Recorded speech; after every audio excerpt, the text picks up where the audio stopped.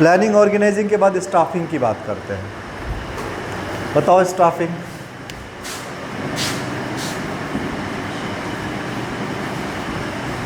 Staffing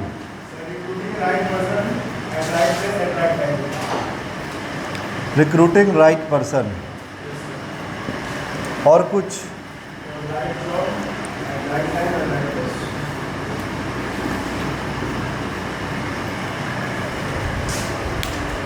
हाँ वो भी है, ठीक है। Recruitment, placing right person at right place at right time, but इतना सिंपल नहीं है। बैठ जाओ, मतलब जैसे जितना है उसको पूरा एक्सप्लेन करना पड़ेगा।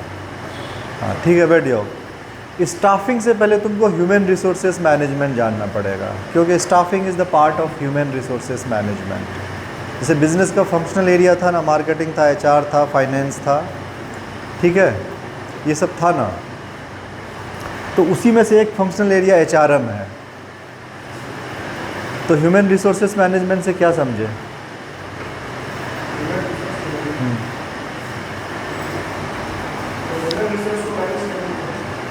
ह्यूमन रिसोर्सेज मैनेजमेंट एक किसी भी ऑर्गेनाइजेशन में एक फॉर्मल सिस्टम होता है, जिसके थ्रू हम क्या करते हैं, एम्प्लॉय को मैनेज करते हैं या टेक केयर करते हैं फ्रॉम एंट्री टू एग्ज़िट। जब एम्प्लॉय ऑर्गेनाइजेशन में आता है, आने से लेकर जब तक वो छोड़ के जाता है, उसके बाद भी जितना भी चीज़ फॉर्मेलिटीज़ होता है, जितना, ठीक है, वो सब ह्यूमन रिसोर्सेज मैनेजमेंट के अंडर आता है, ठीक है। Human resources management is a formal system in an organization which take cares the employee from entry to exit. अब एंट्री टू एग्ज़िट कितना सारा चीज़ होगा, उसमें स्टाफिंग भी होता है, मोटिवेशन भी होगा, ग्रीवेंस हैंडलिंग भी होगा, एम्प्लॉय को कोई कंप्लेन भी हो सकता है, उसको PF से रिलेटेड प्रॉब्लम हो सकता है, उसको छुट्टी चाहिए, है ना, और बहुत सारी चीज़ों की ज़रूरत पड़ती है एम्प्लॉय की। तो ह्यूमन रिसोर्सेज मैनेजमेंट मतलब एम्प्लॉय रिलेशन भी मैनेज करता है, इंडस्ट्रियल रिलेशन आ जाता है इसमें, एम्प्लॉयमेंट का जो लॉज होता है उसको इम्प्लीमेंट करना पड़ता है ह्यूमन रिसोर्सेज मैनेजमेंट को। तो ये तुमको प्रैक्टिकल एक्सपोजर किसी ऑर्गेनाइजेशंस में देखोगे कि ह्यूमन रिसोर्सेज मैनेजमेंट करता क्या है, बट उसका एक छोटा सा पार्ट है, दैट इज़ स्टाफिंग। आजकल स्टाफिंग की एक अलग कंपनी भी हो गई है, अलग कोई सिर्फ स्टाफिंग पे काम करता है, थर्ड पार्टी। अगर जो ऑर्गेनाइजेशंस है, ऑर्गेनाइजेशन क्या करता है, अपने इस फंक्शन को थर्ड पार्टी को आउटसोर्स भी कर देता है कि आप कीजिए हमारे लिए स्टाफिंग। समझ में आ रही है बात? जिसमें सबसे पहला काम जो है, रिक्रूटमेंट से पहले तुमको ह्यूमन रिसोर्सेज प्लानिंग करना पड़ेगा, HRP।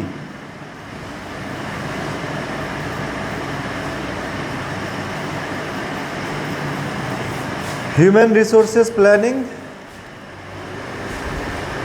ऑर्गेनाइजेशंस में कितने एम्प्लॉय अवेलेबल है और कितना रिक्वायरमेंट्स है, डिमांड एंड सप्लाई। अब तुमको पता है कि ऑर्गेनाइजेशंस में हमको डिमांड है, लेकिन सप्लाई भी तो होना चाहिए स्किल्स का। अब हमें जो राइट स्किल चाहिए, से फॉर एग्जांपल हम हेल्थ केयर इंडस्ट्री की बात कर रहे हैं, डॉक्टर की बात कर रहे हैं, हमको पता है कि डॉक्टर्स की डिमांड है, लेकिन सप्लाई ही नहीं है उतना, ठीक, उतना सप्लाई नहीं कि उतना मेडिकल कॉलेज नहीं है, उतने स्किल्स डेवलप नहीं हो रहे हैं। तो लेबर मार्केट से रिलेटेड हमको लेबर मार्केट की स्टडीज़ में करना पड़ेगा। लेबर मार्केट, जॉब मार्केट जो कहते हैं, लेबर मार्केट मतलब जहाँ स्किल्स पता चलता है, पता चला इंडस्ट्री में रिक्वायरमेंट्स है ही नहीं वो अवेलेबल, तो HRP में हम अलग से पढ़ेंगे कि डिमांड एंड सप्लाई, स्टाफ का या एम्प्लॉय का डिमांड एंड सप्लाई एनालिसिस करते हैं, ठीक है। अगर डिमांड ज़्यादा है, सप्लाई कम है, तो फिर उसके लिए हम सोचते हैं, ठीक है। या ऑर्गेनाइजेशंस में जितना रिक्वायरमेंट्स है और अवेलेबिलिटी कम है, तो फिर हम रिक्रूटमेंट के लिए जाते हैं, ठीक है। ह्यूमन रिसोर्सेज प्लानिंग से पहले, इससे पहले हम जॉब एवेल्युएशन करते हैं। तुमको ये सब चीज़, जॉब एवेल्युएशन, ये ह्यूमन रिसोर्सेज टीम का काम है। ऐसे स्टाफिंग में सिर्फ रिक्रूटमेंट आता है, ये तुम कर सकते हो, जॉब इवैल्यूएशन, किसी जॉब में क्या क्या चीज़ें हैं, कौन कौन से रोल्स एंड रिस्पॉन्सिबिलिटी आएगा, कौन कौन से टेक्नोलॉजी का यूज़ होगा, कितना टाइम चाहिए, किस तरह के लोग कर सकते हैं, तुमको किसी पर्टिकुलर जॉब पे जाके एवेलुएट करना पड़ेगा। समझ में आ रही है बात? ये एचआर का काम है। तुमको कैसे पता चलेगा कोई पर्टिकुलर जॉब में क्या क्या चाहिए, किस तरह के लोग काम कर सकते हैं। मान के चलो मैकेनिकल इंजीनियर, हम तो बोल दिए मैकेनिकल इंजीनियर की ज़रूरत है, उसकी क्या रोल्स एंड रिस्पॉन्सिबिलिटी होगी, उसका जॉब कितना टफ है, ये सब जॉब एवेलुएशन से पता चलता है। जब जॉब एवेलुएट करोगे मतलब to know each and everything about a particular job. अब ये टीचिंग का एक टीचर का एक जॉब है, तो ये ह्यूमन रिसोर्सेज टीम का काम है एनालिसिस करना कि हमारी रिस्पॉन्सिबिलिटी क्या होनी चाहिए, कितनी क्षमता होनी चाहिए, कौन कौन से नॉलेज एंड स्किल्स होना चाहिए, कौन कौन से इक्विपमेंट हमको आना चाहिए, तभी तो जाके रिक्रूटमेंट करोगे तुम, नहीं तो तुम नहीं कर पाओगे। फिर इसी से रिलेटेड दो चीज़ होता है, job design and job description. इसका जो आउटकम होगा, तुम जॉब डिज़ाइन करोगे, एक जॉब में कौन कौन सी रोल्स एंड रिस्पॉन्सिबिलिटी होनी चाहिए, जॉब डिज़ाइन करते हैं। एक पर्टिकुलर जॉब अगर कैशियर का जॉब है तो उसका क्या क्या काम होना चाहिए, समझ में आ रही है? जॉब डिज़ाइन, ठीक है। यहीं से एक डॉक्यूमेंट्स निकलता है जब तुम जॉब एवेलुएशन कर लोगे, जॉब डिस्क्रिप्शन। ये बहुत इंपॉर्टेंट डॉक्यूमेंट्स है।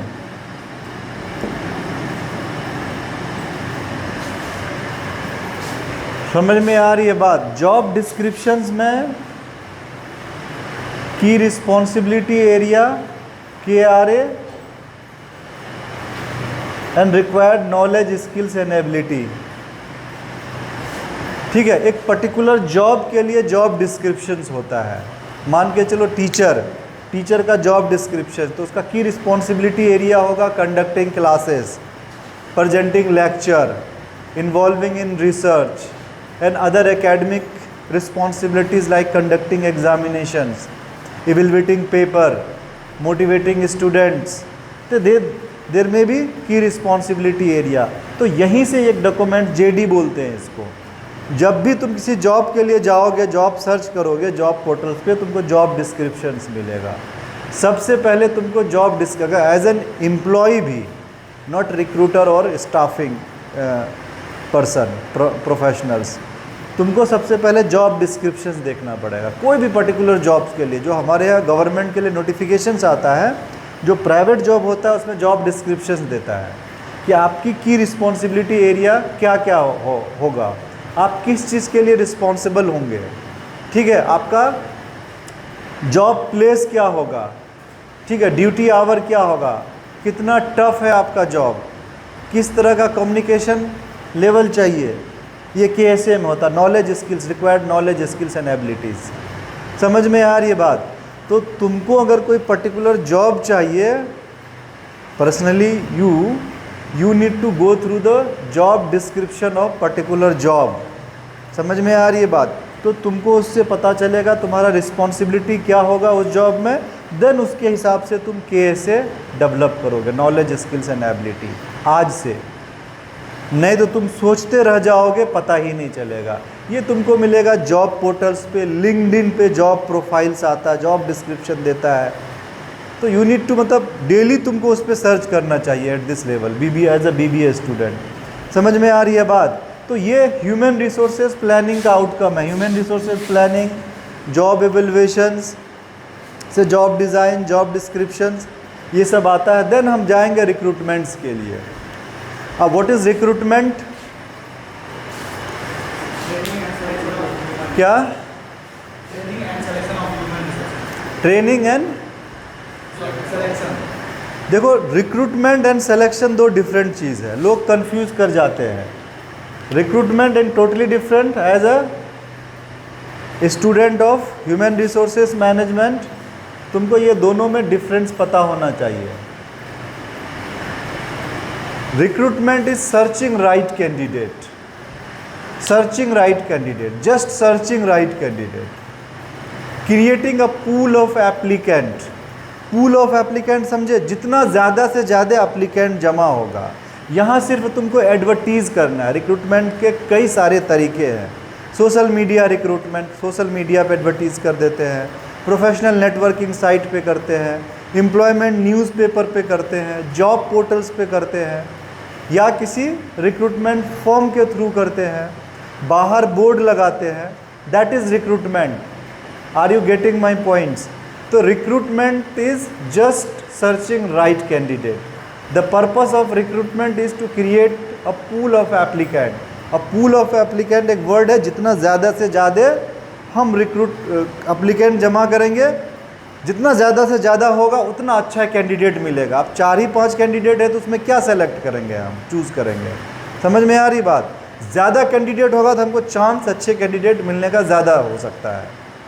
समझ में आ रही है बात? तो recruitment is just searching a right candidate, creating a pool of applicant, encouraging prospective employee to apply for a particular job.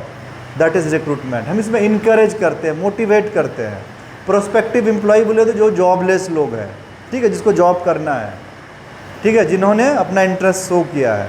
तो here recruitment is end when recruitments and selection start. Selection is choosing best candidate among the pool of applicant. समझ में आ रही है बात? समझ में आया जी तुमको? समझ में आया रिक्रूटमेंट एंड सिलेक्शन में क्या फ़र्क है? हाँ, recruitment is just searching candidate, creating a pool of applicant, encouraging prospective employee to apply for a particular job, and selection is choosing the best candidate among this pool of applicant. तो recruitment और selection में फ़र्क है। समझ में आ रही है बात? जहाँ रिक्रूटमेंट ख़त्म होता है फिर सिलेक्शन का प्रोसेस स्टार्ट होता है। तो ये वाला जो पार्ट है ना, आजकल एचआर में, ह्यूमन रिसोर्सेज में बहुत सारा रिक्रूटमेंट फर्म है, बहुत सारी कंसल्टेंसी है जो सिर्फ रिक्रूट करती है, कैंडिडेट को सर्च करती है। क्योंकि कैंडिडेट को सर्च करना इतना आसान नहीं है। हम तुमको बताए थे कि एम्प्लॉयर जो है राइट कैंडिडेट के लिए परेशान होता है, उसको लोग मिलते ही नहीं हैं। तुम चले जाओ ना किसी ऑर्गेनाइजेशन में, तुमको किसी पर्टिकुलर प्रोफाइल में जॉब करना है, तुमको तुरंत रिजेक्ट कर देगा, क्योंकि तुम सही कैंडिडेट नहीं हो, तुम्हारे पास राइट्स स्किल्स नहीं है। एक राइट मैच होना चाहिए ना। तो बहुत परेशान रहता है रिक्रूटमेंट्स के लिए। रिक्रूटमेंट फॉर्म को दे देता है कि आप कीजिए हमारे लिए, पैसे पे आपको हम ट्रिपल क्या कहते हैं, जितना कैंडिडेट की सैलरी है उसका कमीशन देंगे, सैलरी देंगे, आप हमको रिक्रूट करके दीजिए। समझ में आ रही है बात? देन सिलेक्शन होता है। तो रिक्रूटमेंट एंड सिलेक्शन हो गया, दैट इज़ स्टाफिंग। उसके बाद तुम्हारा काम हो सकता है कि अगर तुम selection is choosing the best candidate among the pool of applicant, और सिलेक्शन का अपना एक प्रोसेस है कि पहले हम प्रीलिमिनरी स्क्रीनिंग करते हैं। जो एप्लीकेशन आया, प्रीलिमिनरी स्क्रीनिंग में कुछ लोग उसको बोलते हैं छटाई कर दिए। कुछ लोग अनक्वालिफाइड या अनडिजर्विंग कैंडिडेट भी अप्लाई कर देता है, तो पहली नज़र में उसको हटाते हैं, ठीक है। फिर उसमें से शॉर्ट लिस्ट करते हैं। शॉर्ट लिस्ट करने के बाद उसको क्या करते हैं, या तो इंटरव्यू लेंगे या एम्प्लॉयमेंट टेस्ट लेते हैं, रिटन टेस्ट। अब रिटन टेस्ट में अलग अलग तरह का टेस्ट होता है, ट्रेड टेस्ट होता है, एप्टीट्यूड टेस्ट होता है, इंटेलिजेंस टेस्ट होता है। ये सब टेस्ट लेने के बाद तब जाते हैं हम, क्या करते हैं, कैंडिडेट को क्या करते हैं, उसका बैकग्राउंड वेरिफिकेशंस होता है। बैकग्राउंड वेरिफिकेशंस के बाद उसको सब चीज़ अगर ठीक ठाक रहता है, मेडिकल एग्जामिनेशंस करने के बाद सब चीज़ ठीक ठाक रहता है, तो उसको हम जॉब ऑफ़र करते हैं। जॉब ऑफ़र करने के बाद वो एम्प्लॉय क्या करता है, कुछ दिन प्रोबेशन पीरियड में रहता है, फिर कंफर्मेशन फाइनल होता है उसका, ठीक है। That is selection. But offer करने के बाद फिर तुम उसको ट्रेनिंग भी देने की ज़रूरत पड़ती है। अगर हो सकता है कि उसको ऑन द जॉब ट्रेनिंग देने की ज़रूरत पड़े तो ट्रेनिंग भी देते हैं हम उसको।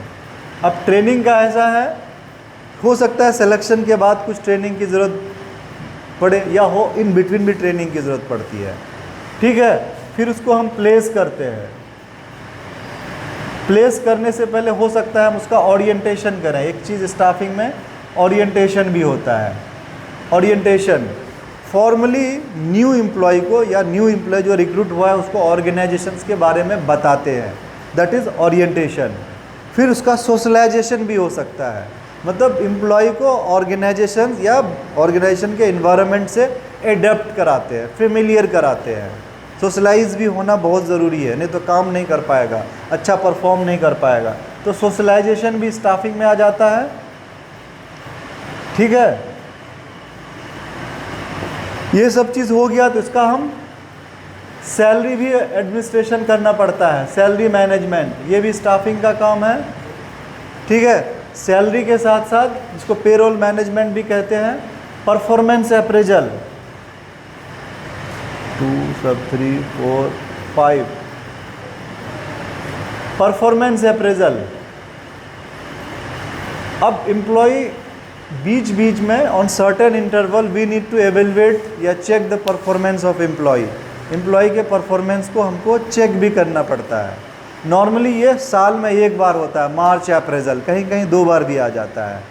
अप्रेजल में क्या करते हैं हम, एम्प्लॉय का अगर परफॉर्मेंस अच्छा होता है तो उसका इंक्रीमेंट या डिमोशन, प्रमोशन, सब यही परफॉर्मेंस मैनेजमेंट में होता है। इसके भी कई सारे मेथड्स हैं, तुमको ये सब पढ़ना है अभी। अब ये सारा तुमको स्टाफिंग वाला जो पार्ट है, यूनिट है स्टाफिंग में, तुमको रिक्रूटमेंट अलग से पढ़ना है, types of recruitment, source of recruitment, then तुमको सिलेक्शन पढ़ना है, सिलेक्शन का प्रोसेस पढ़ना है, ट्रेनिंग एंड डेवलपमेंट भी पढ़ना है, training, types of training, performance management पढ़ना है, या परफॉर्मेंस अप्रेजल कितने तरह का होता है ये पढ़ना है, थोड़ा सा ओरिएंटेशन एंड सोशलाइजेशन पढ़ना है। तो ये सब अलग से पढ़ना है, बहुत बड़ा चैप्टर है, यूनिट है ये।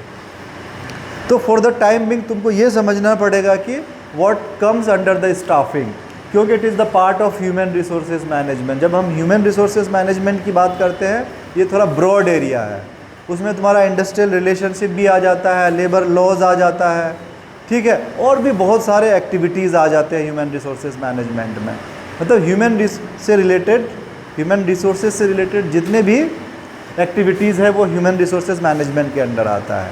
और स्टाफिंग छोटा सा पार्ट है, उसमें ये recruitment, selection, training and development, orientation, socialization, payroll management and performance management, ये सब आता है, तुमको पढ़ना पड़ेगा।